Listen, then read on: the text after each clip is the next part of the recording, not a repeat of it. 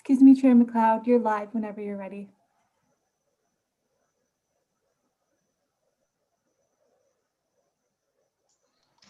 Sorry, you're muted. Better that way than the other way, I suppose. I will call to order this meeting of the Town of Collingwood's Corporate and Community Services Standing Committee. It's February the 1st, and it is 5 minutes after 7.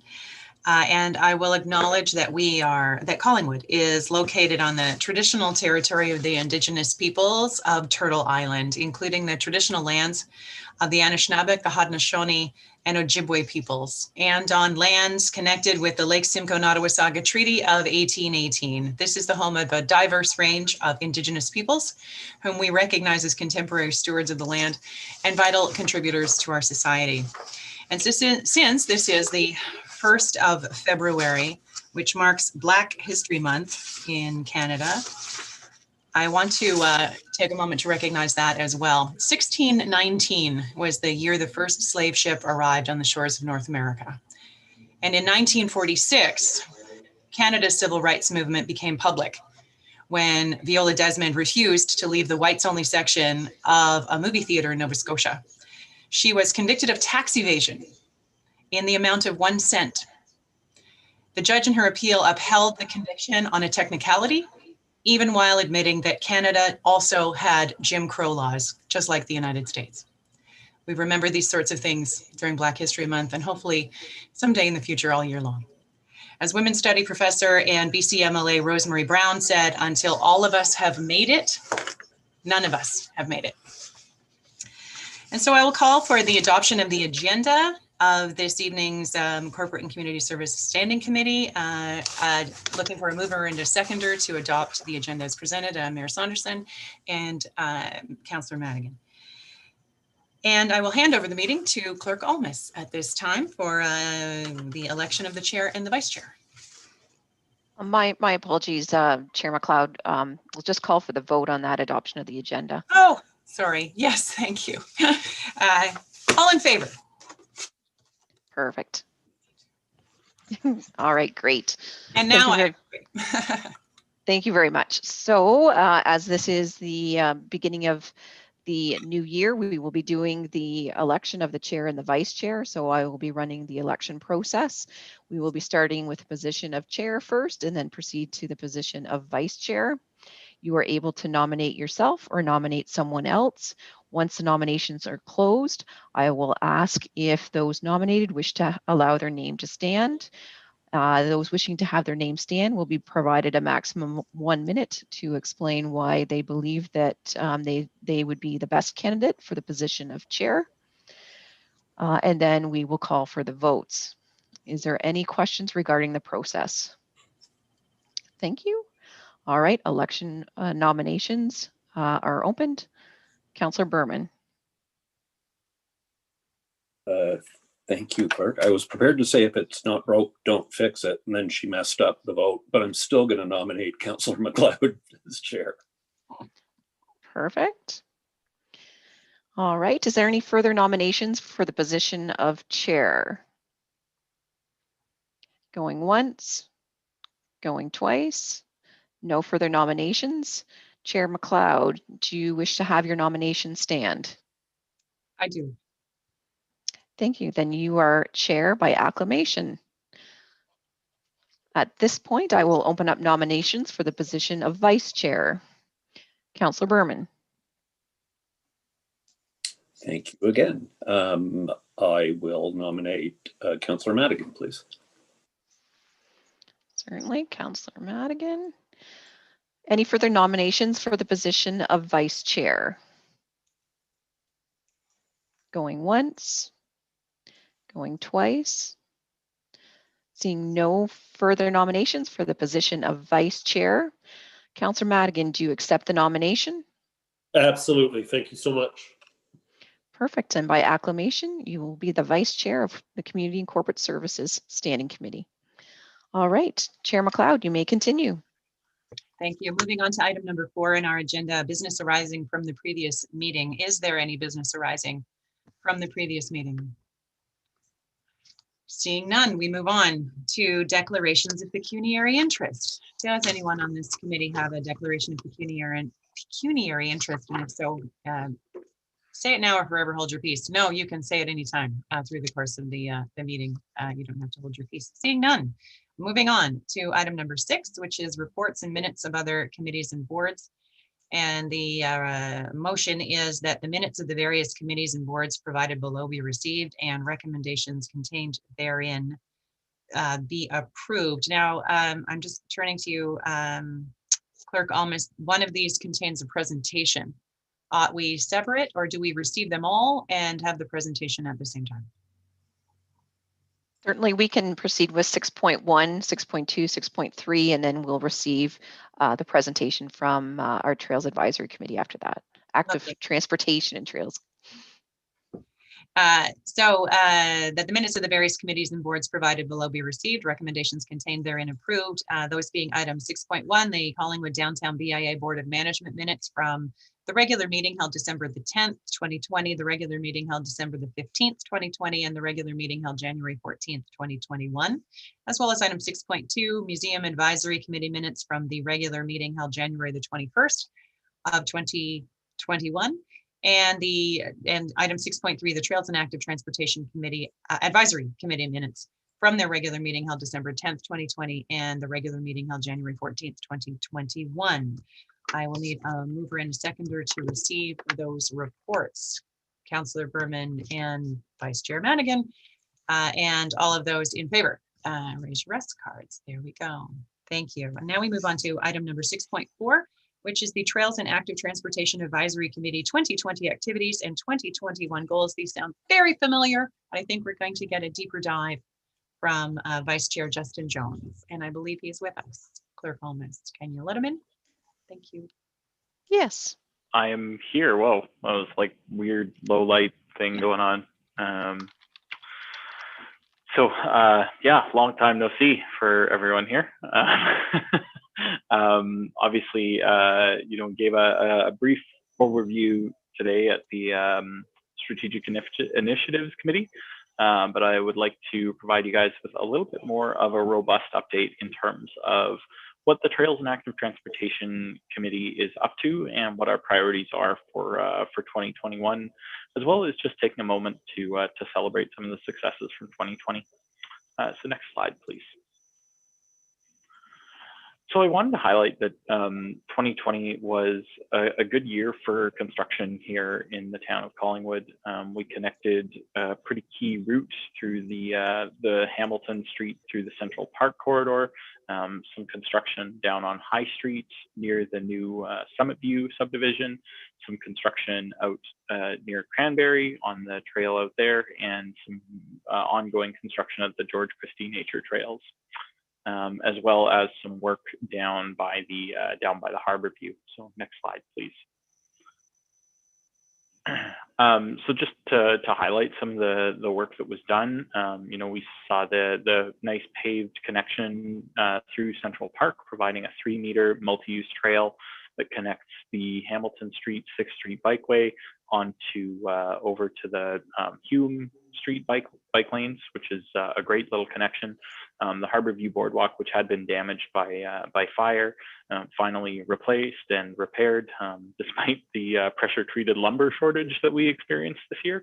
But we were able to repurpose some of that lumber and use it for the Cranberry Boardwalk, the one immediately below there. So we were able to reuse some of that, and some of the bridges that have been deployed across the trails network are starting to near the end of their useful life.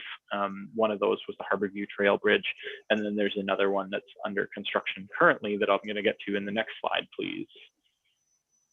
I guess after the trails map. So we printed, I believe, 40,000 trails maps this past year. We did that before COVID. So we ended up with a little bit of a surplus, but Trails Maps distribution continues to be very successful, especially at some of the more what we would call kind of passive distribution nodes. So that the map boxes along the trails, of course, a lot of our retail partners, which are very valuable for the ongoing support of the trails, were not able to distribute the Trails Maps as easily as they would normally, but we still had good, strong distribution, and we'll continue to distribute the 2020 map into 2021 just because we had lower than expected distribution. Next slide, please. But 2020 was not without its challenges, and many of those challenges made themselves felt on some of our trails. So the Hen and Chickens Trail is still somewhere out in the Georgian Bay. We're not entirely sure where. The Sunset Point Park Trail was washed out repeatedly, despite staff's I would say relatively Herculean efforts to try and shore it up. Heritage Drive, I mean, these are just places where when the Georgian Bay decides it's going to take some land back, there's not really a whole heck of a lot we can do, and so just we need to. I just want to be really clear that we're so thankful that the town has been moving to shore up the shoreline and to make sure that these facilities are going to be able to continue to be operational as we see shoreline fluctuation in the future. Next slide, please. So I want to just quickly recap some of the accomplishments. I think that one of the things that we sometimes fail to do, especially as a Trails and Active Transportation Committee, is take a moment to reflect on the really strong successes that we've seen and the amazing partnerships that we've built with the town and the staff. So the establishment of the committee itself was a wonderful partnership between the committee and town staff. The committee in its previous iteration as a Trails Committee worked very hard to create new terms of reference and expand the scope of what we aim to do to support trails and active transportation in the town of Collingwood. So that was a really great first step.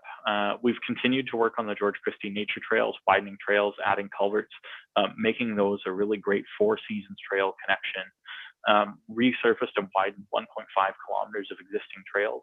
Our trails being primarily stone dust means that they are subject to vegetation encroachment, and so by widening those out and resurfacing them, it keeps them useful. It keeps them to the kind of standard 3-meter width that we want to be looking for our trails.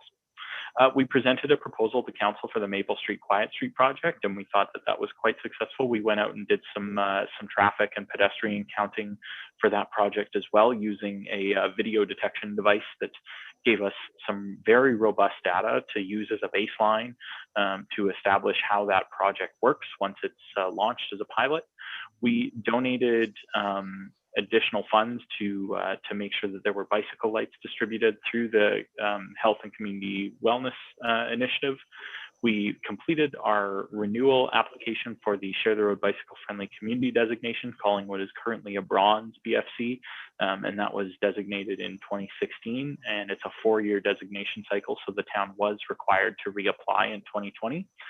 And then we have been working to advance the Collingwood to Village Trail route by resolving some of the crossing issues and continuing to work with private landowners as well to try and get that project over the finish line. Next slide, please.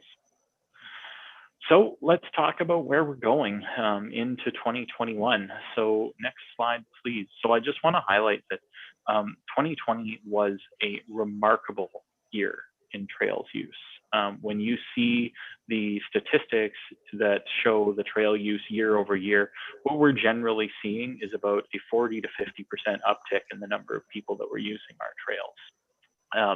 We have been seeing that trend not only here in the town of Collingwood, but really all across Ontario. Next slide, please.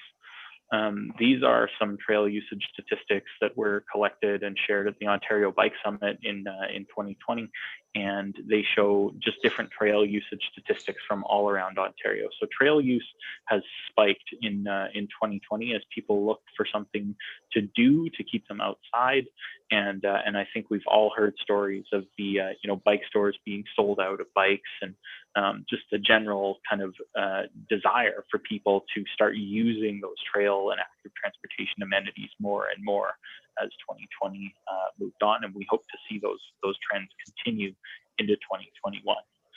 Next slide, please. So I wanted to highlight some of the ongoing engagement that the town has been doing. I'm getting some echo from a little bit. I think Councillor Berman, I think your mic is still on. If you could mute, that would be great. I'm just getting some echo and feedback. No, not you? Okay, I'm not sure who I'm getting echo from. Anyway, oh, it seems to have stopped. So there we go. So I just wanted to highlight some of the ongoing engagement that's been going on by the town on some of our, bigger, more broad consultation, and the official plan, which I would say has been an absolutely resounding success in terms of the amount of engagement that's been generated, has really been, it's really showing what the priorities of this community are. And I would say that they largely align with a lot of the other planning documents that the town has had in the last decade. But when we went out and asked, when the consultant went out and asked what the top thing that folks wanted to focus on in the official plan, they came back with the survey results, and 5 of the top 9 things that people wanted the town to focus on relate to active transportation and trails directly: creation of walkable, bikeable neighborhoods, improving and expanding sidewalks and bike lanes, better walking and cycling infrastructure, extension of trails, age-friendly streets. These are all things that align directly with the mandate of the Trails and Active Transportation Committee. And the fact that 5 of those top 9 recommendations all directly relate to active transportation, I think really speaks to the pent-up demand for improved access to active transportation here in the town of Collingwood. Next slide, please. And it was the same story in the budget feedback. Traffic calming, climate change specialist, climate emergency. I think with us knowing that transportation accounts for the vast majority of our personal greenhouse gas emissions, that also aligns very closely.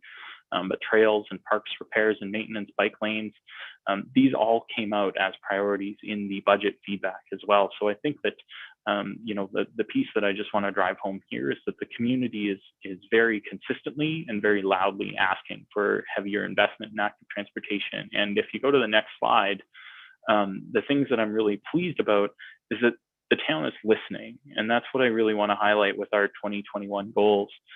So our priorities as a committee are to implement the Maple Street Quiet Street pilot project. That is a key north-south connection that we see as an absolute transformation for how people consider the use of street space in our community. Adding signage and pavement markings to our current bike lane routes. So this would be things like Ontario Street, Hume, and 6th to bring the signage and pavement markings up to the provincial standard. Completing the allocated capital program, there's quite a bit in there for this year. Installing pedestrian crossings at key cycling plan locations, so that the Niagara Street crossing across Huron to get to Sunset, very important. And potentially looking at Ontario Street as well, the train trail crossing. Assisting with the traffic calming policy, we know that that's going to be coming down the pipe, and we're excited about being able to assist with the deployment of some of those initiatives. Working on trying to finalize the George Christie nature trails and get those all really up to snuff. We'd like to double the resurfacing and widening of our existing trails to 3 kilometers this year so that we can keep up with the vegetation encroachment and keep those trails to a standard where folks are able to use them kind of side by side. The construction of the 2 downtown bike parking shelters, that's a project that's well underway. Next slide, please. Working to create a digital trails map, so to supplement our physical trails maps. Replacing the Trailway Junction gazebo at the corner of Huron and by the museum. That's really near the end of its useful life, so we really do need to see what we can do there to create a fantastic public space that highlights our trails and our history. And then we want to get out and talk more to the community about trails and active transportation. And finally, advance that Collingwood to Village route. So I highlight all these goals. Next slide, please. Just to say that, when I show all those ongoing inputs from the community, the official plan, the budget input, and the fact that those things are such priorities, when we look at the budget and the process that's coming down the pipe for 2021, we see that the town is really responding. And I just want to share a little anecdote really quickly about the way that the town responds. There's a little trail connection at the south end of Maple Street, and it connects to Findlay. So it's from Findlay and it connects up to Maple, and it's the only way to get from that kind of south side of like south of Findlay to the northernmore part of the city without going on here, Ontario, or on High Street. There's no other way to get through that area. We noticed that it was not being cleared. We put that out to town staff.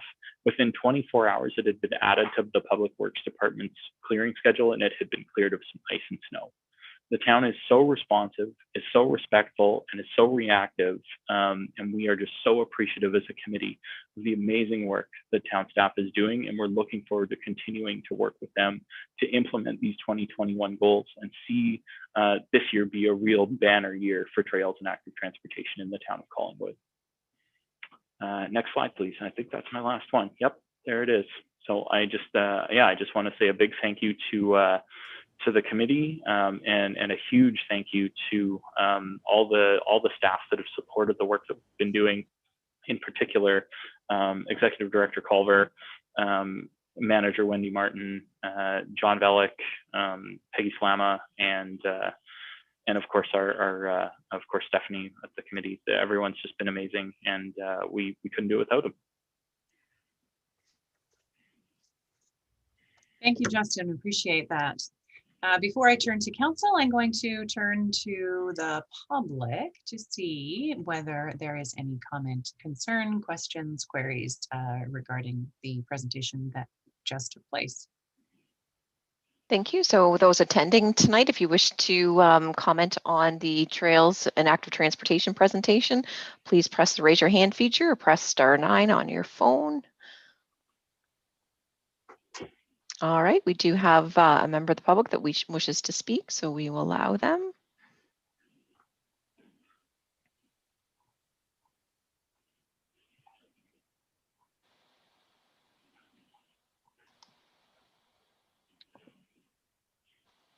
There we go. Oh, sorry guys, the unmute button. Hey, it's me. It's Matt. I didn't expect you guys to have the double meeting. This is a good little presentation. I would like to ask the fellow that's presenting if they have money in their budget. I was down there today at Circle Park and Harborview, and a concern about the I don't know, increased shoreline work that needs to be done. Would he be able to comment about a potential boardwalk near the labyrinth, covering the shore trail there for wildlife protection and stuff like that? I'd like to ask the person if they have money or if they've been talking about that. Thank you. I'll pass that through to Mr. Jones. So through the chair, it's not something that we've engaged in discussion about. I think that's something that would have to go, that's a much more detailed discussion in terms of engineering and, probably working with the NVCA there as well. So it would be a longer term discussion that I think we'd have to have. And hopefully, hopefully the water levels start to go back down, but who knows? Thank you. Does that suffice, Mr. Purdy? Is there a chance to just respond to that? You can ask another question.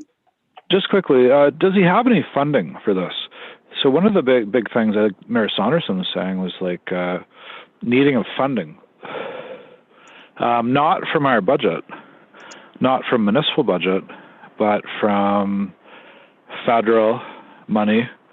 Is there anything we can do to raise that and the need for the work that has to be, there does need to be work done. It's just when we can do it. I'd like to ask him that. Mr. Jones, can you respond to that? I think I saw that it looks like maybe does Executive Director Culver want to field that one? Director Culver? Thank you, Chair. I think, if I'm not mistaken, we're speaking about the trail just a little to the side of the labyrinth and stretching along the shoreline. And I think we've already mentioned to Council and Mr. Purdy that the plan there is to get an ecologist to help us determine the risk to the turtle population. It's not really clear that there is what the risks are and how we could mitigate them. So we want to get some professional advice first. And that will determine what we do there. So whether or not we create amenities for the turtle migration or the turtle, spawning, or we have to go all the way to a boardwalk. We're just not sure at this point until we get that kind of level of professional advice. So that's the first step. After that, we'll determine what the capital needs are, and we'll move forward either with funding we have or approach Council. Thank you for that response. Terrific. Thank you so much for calling in. Any other members of the public who would wish to participate in our meeting this evening? No, there is not. Thank you. And so we receive the report from the Trails and Active Transportation Committee, and then no, we ask questions first, don't we? It's like a first day with a new toy. I can't remember what happens now. The committee receives it, yes? Correct. So I need a mover and a seconder to receive the report. Thank you, Vice Chair Madigan and Councillor Comey. And do we have questions, concerns, queries for Mr. Jones? Councillor Comey. Through you, Chair. Just to thank Justin for hanging around so late and making a second presentation. We really appreciate it. There is no doubt that your committee does a lot of work, and as you pointed out earlier, hands-on work.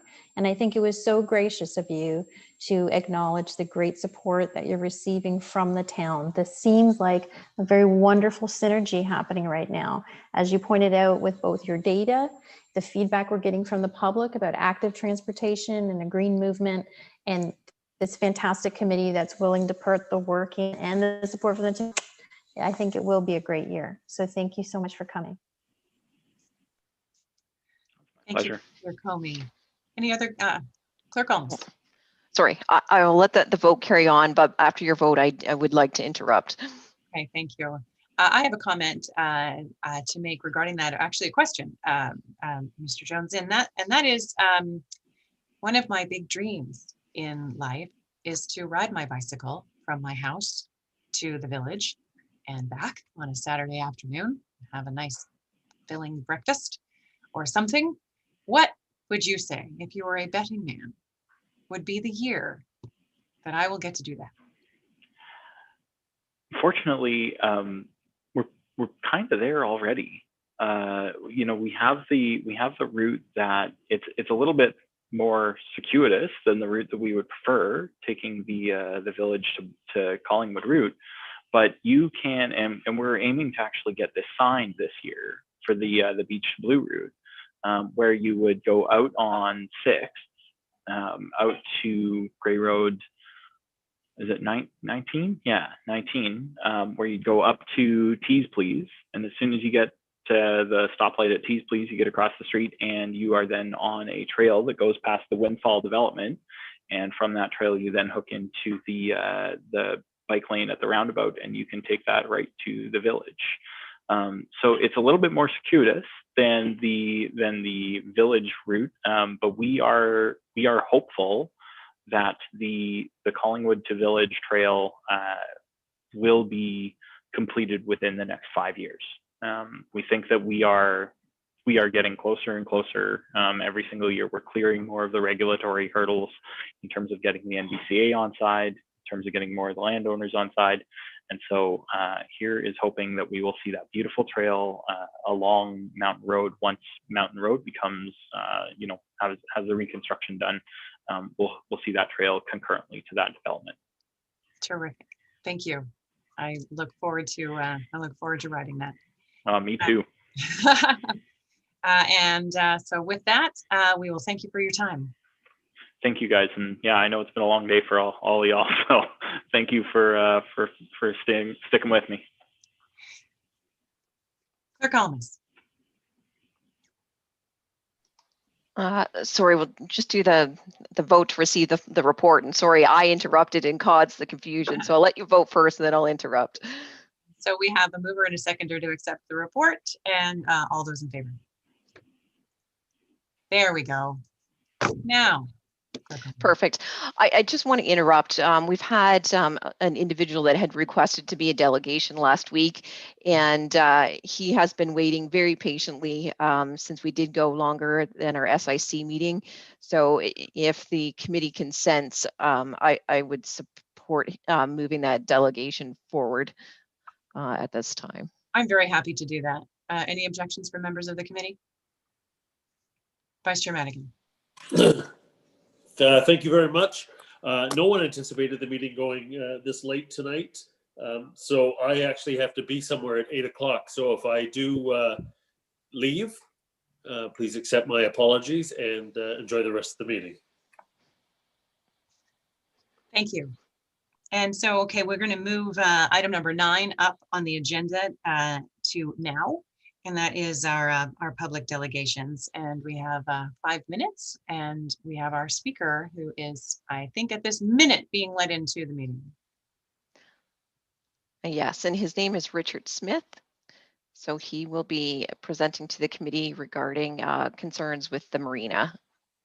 Thank you for joining us, Mr. We have a Mr. Smith and a Mr. Jones in the same meeting. Okay. Oh, did we lose him? He should Are you be. able to see me? We can hear you. You can hear me. Okay. Oh, there we go. Okay, I've got a couple of points regarding the marina, which has been an ongoing issue for me for many years in Collingwood. Collingwood is a place to live and work and play. I do live here. I worked here prior to my retirement, and I cycle, teach skiing, and I sail out of Thornbury. So my question is regarding rules, policies, and regulation. And my primary issue for discussion is the removal of individuals on the Collingwood Marina waiting list if you decline twice. And I've been on that list for many years. I will say at least 5, perhaps more. I've been offered slips twice. I have declined twice. And I learned this year that my name had been deleted from the list because of 2 declines. Now, I will admit that for 8 years I've been in Thornbury. I'm 71. I have a partner on my boat who lives in Wasaga Beach that came on board this past year. And I would dearly love to sail out of the Collingwood Marina. And I think with being a member of a marina, we have an expectation of service. And those expectations simply are a safe place to store our boat, a slip that has safe access and egress regardless of the weather, suitable facilities, which I'll speak about in a moment, and the facilities include wide, stable docks with at least electricity, water, potable, fuel and toilet pump outs, and heaven forbid, an onshore toilet, running water and shower facilities, Wi-Fi and security. Now, I will say that in my experience in Thornbury, which is 8 years running, we have all of those things. And the list in Collingwood, when I first looked at the rules and regulations, 15 pages long, they hadn't been updated in over 4 years. This is going back about 7 years now. And I spoke to the director at the time, who said nobody's ever asked about why they hadn't been updated. Well, we didn't have much for marina 8 years ago. So currently, the list is much longer than the demand is much bigger than the availabilities. Generally speaking, our facility, and I'm not being critical or negative, has been vastly inferior when compared to Thornbury and Meaford as our 2 closest marinas. We have had poor slips, we've had no electricity, no water, no fuel, no pump outs, no onshore washrooms, no running water, no hot showers. Could it be much worse? So that's my comment from 8 years ago. Where we are now is it is very gradually been getting better. In our last mayoralty run, I sent inquiries to all of the mayoralty candidates about what the plan was for the marina in the next phase of our council. Nobody ever got back to me. However, I did speak to Sandra Cooper many times prior, and Sandra said, we have this gorgeous $50 million waterfront expansion project. It's gorgeous. We'll have this and that, this and that, this and that. And I said, well, at that time I was about 67. And I said, will I ever see this in my lifetime? After a hearty laugh, she said, not a chance.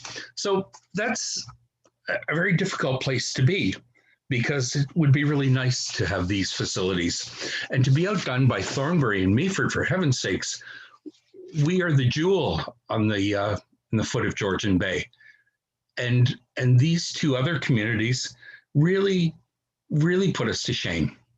Now, the other thing I wanted to deal with was timing. And I know I have 5 minutes and I won't go on.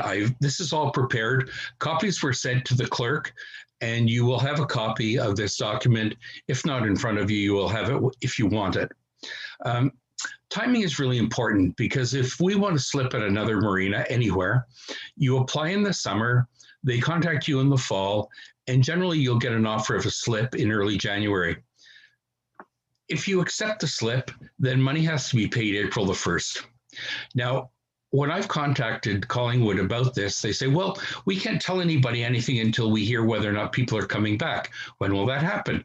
Might be March, might be April, might be May, could be June. Well, we've already made our commitments. And in the case where I chose to decline twice, I had already made my commitments. I paid $2,200 for my slip, $300 for winter storage of my boat. And you see, I had, I'm sorry. And my launch fee of $250, it was already paid. So I was $2,750 in the hole, and I was offered a slip that had no electricity, it had no running water, and no bathrooms. So I declined. Next time I was offered, the slips were better. There was still no electricity, still no running water, and we had 2 porta potties. Now, I don't know, we do have several women on council, and I would say, and I'll ask you the question, 2 plastic porta potties with no running water, no showers, barely sanitary, smelly, total minimalist facility that barely serves the public, visitors to Collingwood, and marina clients. How would you like a 10-minute visit to a porta potty on a 95-degree July day after you've been out on the water for 6 or 8 hours? It's not fun.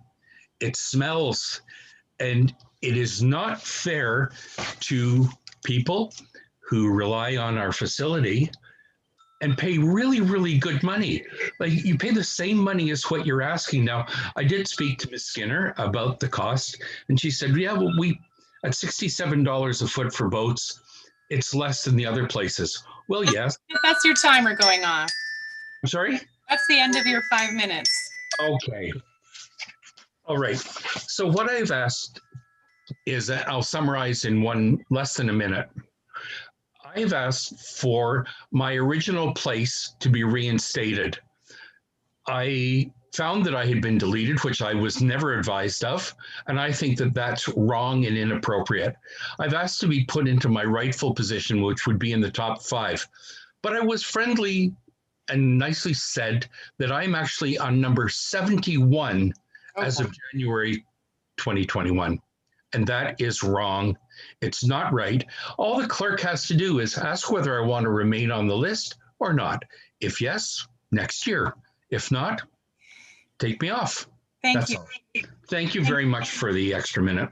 Thank you so much for coming to see us with these concerns. Clearly, you are frustrated, and it sounds as though perhaps some tweaking of our processes may need to take place. I'm going to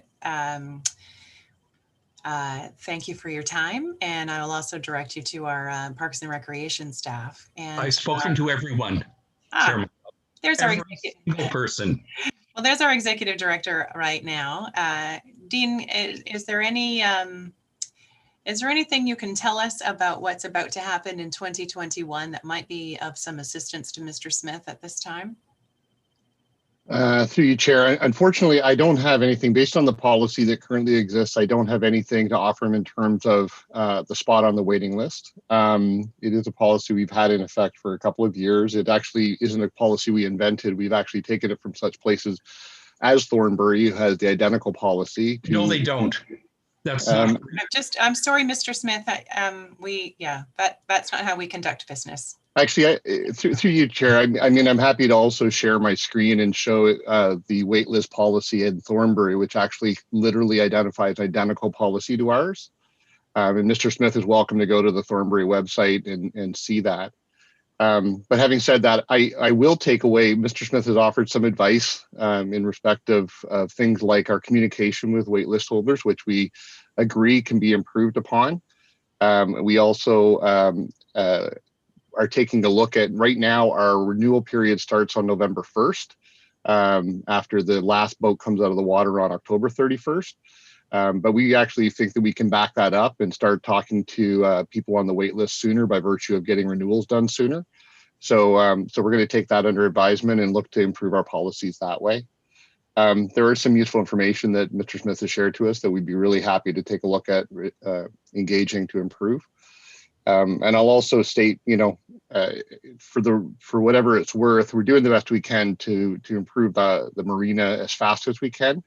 We've made some significant investments. The town, I should say, the taxpayers have made some significant investments in the harbor. The latest expense is wave break to be delivered in September, delayed by COVID last year. That will help protect the southern docks. We invested in the promenade to add more transient space. The washrooms are a huge concern for us, but we're actually going into a terminals building redevelopment program, which may see the Harbor Spit roadway improve, which would allow us to have servicing brought to the site. The EPCOR change right now is in the process of moving electricity around the site, and we've leveraged that to try and get electricity closer to the docks, so one day we can apply it to the docks. We're doing the best we can. There is a waterfront master plan that has a lot of conceptual guidance for this, and we're doing the best we can to move it forward. So I'll leave that. If there's any questions from the committee, I'm happy to answer them though. Thank you, Executive Director Culver. Is there any questions from the committee or comments? Councillor Comey. Thank you very much, Chair. Well, I would just, like to say to our deputant, it is hard when you feel frustrated by a situation. I think you raised a lot of fair points about the washroom. I'm always a sympathetic ear to the washrooms. I do use the porta potty down there all summer, and I have advised Director Culver and CAO Skinner, they continue to look for other options. I hope as a town, we're continuing to look for those external hand washing stations to make it a little more sanitary the best we can with the situation we have. I will share that Director Culver, I think it's also true, some adjustments are made to the porta potty at the Harborfront this year. Like I think, and I know this from my dad, I think they were up high, and then him and Bing Jowett, they needed them brought down low. They were kind of raised. So people do give feedback, and the town does respond the best it can. And I hope they continue to add more porta potties, because that's all we got right now. Add more of them, look for more ways to get better sort of hand washing options down there. And I'm just so sorry for your frustration. I'm hopeful that our staff will continue to communicate with you the best they can. Thank you, Councillor Comey. And I would add to that that I hear your frustration, Mr. Smith, and I share it, having spent some time running down at the Harborfront as well, and having to dash into a porta potty is less than fun, and especially in a hot summer day, I do appreciate what you were saying there.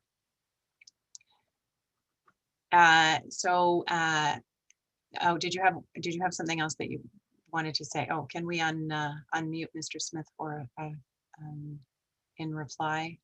I don't have that power. There we are. You're unmuted, sir. Thank you. I would actually ask that we don't get too overly focused on porta potties. It's not my point. The point is deleting people from the waiting list. I think when we listen to Dean Culver, it's very apparent that we have a minimal facility here. We don't have power, we don't have water, we don't have docks. It goes on and on and on. We have terrible locations of the docks. We get blown onto the rocks coming into the Collingwood Harbor. It's terrible. And that's why we're getting some breakwaters. The point is that if I choose not to take that and accept a vastly superior facility for the same price, don't we get the message that it's time to make it better and stop deleting people? Every year we do some things, and that's great. I love it, and I'm thrilled about it. There's a little bit more, it gets a little better. Collingwood is doing their part, we're trying, but we are so vastly put behind by Thornbury of all places, who've had the facility they have for over 8 years. Now, I will acknowledge they have federal funding. We don't. Right. Okay. I'll thank you for your time this evening, sir. I appreciate it. Thank you, Chair McLeod. You've been awesome. So all of you do have copies of my document. Super. Okay. And we will continue to encourage staff to keep things moving along down at the Harbourfront. Was there another deputant tonight, Clerk Almas? At this point, no, there is not. We'll return to our agenda and item number 7, which is the consent agenda. And the motion is that council herein receive the general consent agenda, and that the information and opinions provided in the general consent agenda are those of the author and are not verified or approved as being correct. And the item is 7.1. It is a letter from the Curling Club of Collingwood. I don't have to recuse myself as a member for accepting this letter, do I? I don't think so. And so we'll move to receive the consent agenda items. Moved by Councillor Berman and seconded by Vice Chair Madigan.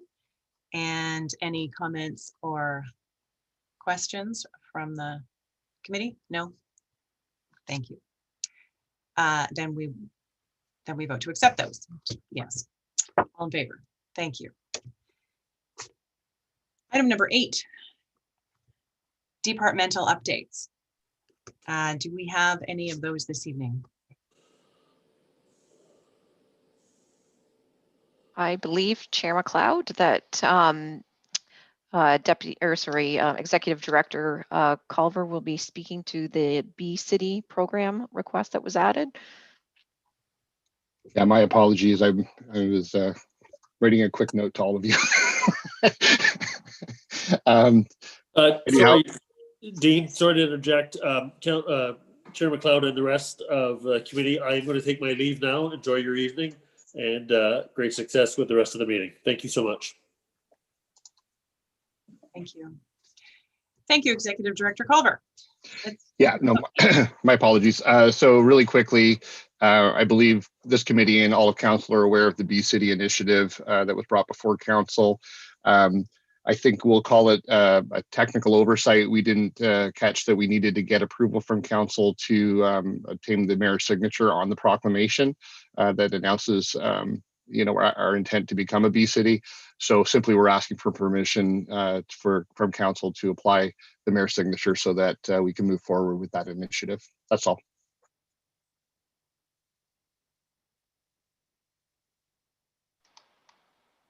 Thank you. What needs to happen do we have to take a vote on a motion to that effect? And so moved by Councillor Berman and seconded by Councillor Comey. Any conversation regarding this item?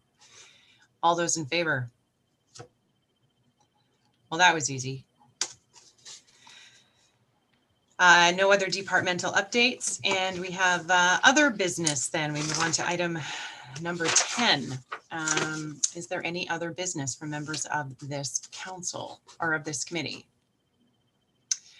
I have a piece of other business, and it also involves Executive Director Culver.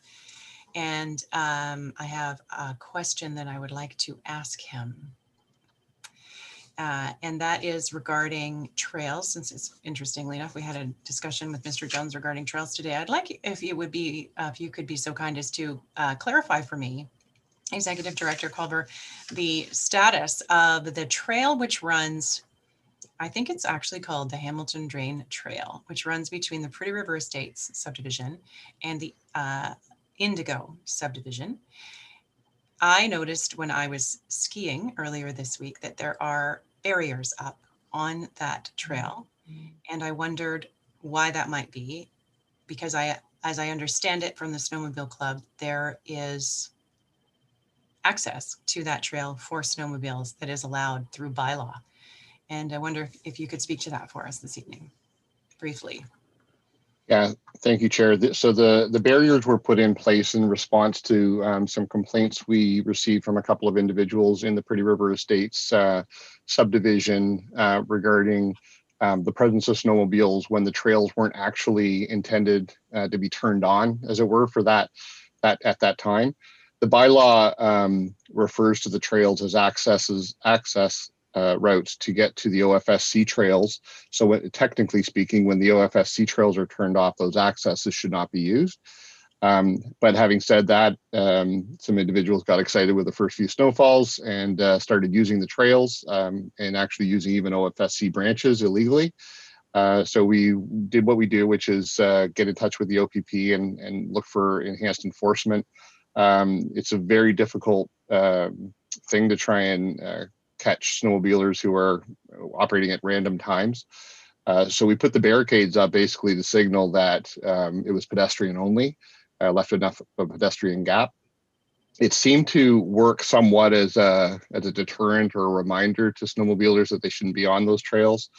Then once the OFSC trails opened up, I will say we kind of forgot they were there because we're busy with a lot of things. But at the same time, we also heard from one of the concerned individuals at Purdue River Estates that they were working as a bit of a speed barrier. So it caused the snowmobiles to have to wiggle a little bit. And so we decided just to leave them there if it means that it slows them down a little bit, because speed is another concern on that trail. But I can confirm that it is a trail that is an access route for snowmobiles currently under bylaw 2015-095, I think it is. And yeah, so that's what it's for, is to help snowmobilers get to the OFSC trails and enjoy the regional trails. So as a follow-up, to you, Executive Director Culver, it is perfectly legal for a snowmobile that is legally permitted to be on that piece of trail in town. And, correct. And will remain so unless we change the bylaw. Correct. Yeah, as long as they're abiding by the speed limit, which is 20 kilometers per hour, period. And as long as they're, obviously permitted under the OFSC, they're allowed to be on that trail. And the barriers will remain in an effort to try and help everybody get along nicely. It's just a reminder not to go fast. It's a bit of a straightaway back there. I could see people teasing their speed, but really people need to be mindful because there are pedestrians nearby, and that's what the point of any measure that we take to slow people down is all about, is slowing the machines down because the pedestrians are more vulnerable. Thank you. I'm happy to have clarification on that so that I can pass it along to those who are talking to me about it. Is there any other business for this committee this evening? Seeing none, I think that moves us into the adjournment. Do I have a motion to adjourn? Councillor Berman, and all of those in favor? There we go. That was a long evening. Thank you so much for everyone's time and attention. Good night.